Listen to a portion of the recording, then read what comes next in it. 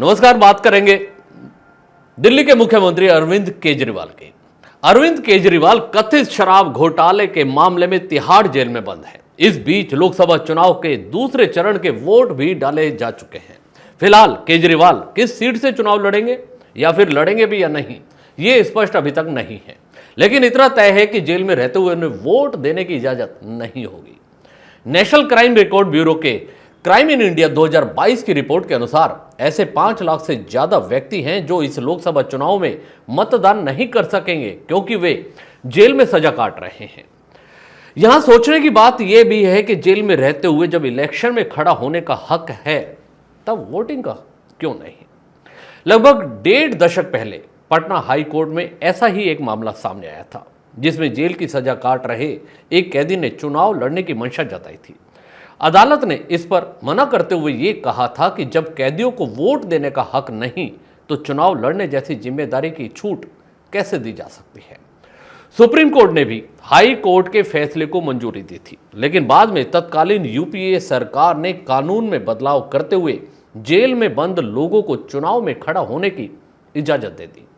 ये साल 2013 की बात है, लेकिन जेल में बंद शख्स के पास वोटिंग राइट अब भी नहीं है। लोक प्रतिनिधित्व अधिनियम आरपी एक्ट 1951 की धारा 62(5) के तहत जेल में बंद कोई भी व्यक्ति वोट नहीं डाल सकता, फिर चाहे वो हिरासत में हो या सजा काट रहा हो। वोट डालना एक कानूनी अधिकार है। अगर कोई कानून का उल्लंघन करे तो उसका ये हक अपने आप निरस्त हो जाता है। दोषी के अलावा जिन पर ट्रायल चल रहा हो वे भी इलेक्शन में मतदान नहीं कर सकते। कैदियों को मताधिकार से वंचित करने का इतिहास अंग्रेजी जब्ती कट लगा लेना अंग्रेजी जब्ती अधिनियम 1870 से दिखता है। इस दौरान राजद्रोह या गुंडागर्दी के दोषी लोगों को अयोग्य ठहराते हुए उनसे वोट का अधिकार ले लिया जाता था। वजह यह दी गई थी कि जो इतने गंभीर क्राइम कर रहा है उसे किसी भी तरह का अधिकार, वोटिंग राइट भी नहीं मिलना चाहिए।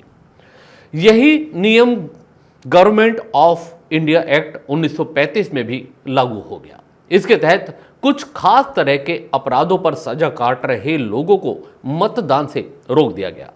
हालांकि 1951 के जन प्रतिनिधित्व अधिनियम ने इसे नए सिरे से देखा। इसमें हर शख्स को आरोपी या दोषी और जेल में जो हो उसका वोटिंग राइट ले लिया जाता है, लेकिन इस प्रावधान में उन्हें छूट मिलती है जो प्रिवेंटिव डिटेंशन में हो, मतलब किसी भी वजह से सरकार को शक हो इसके बाहर रहने से उपद्रव हो सकता है और इसे ही टालने के लिए उसे नजरबंद कर दिया गया हो, ऐसे लोग वोट डाल सकते हैं।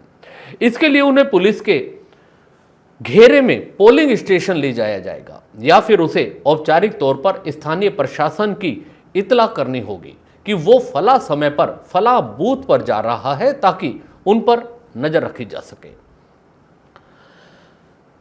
फिर कैदियों को चुनाव लड़ने का अधिकार कैसे मिला, यह भी बात करते हैं। अगर दोषियों यहां तक कि आरोपियों के पास भी वोटिंग का अधिकार नहीं तो इलेक्शन में दावेदारी का अधिकार भी नहीं होना चाहिए। इस लॉजिक को लेकर कोर्ट्स में भी काफी बातचीत होती रही। फिर माना गया कि कई बार राजनीतिक लड़ाइयों में भी लोग विपक्ष को अंदर करवा देते हैं।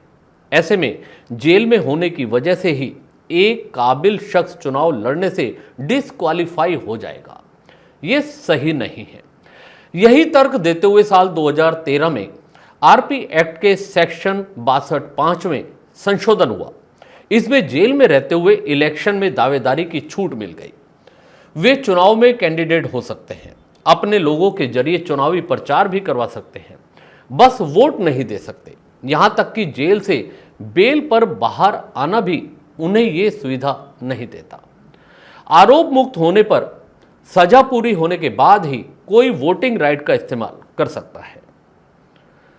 इस खबर में इतना ही। दीजिए इजाजत। चैनल को देखते रहिए, सब्सक्राइब भी करना ना भूलें।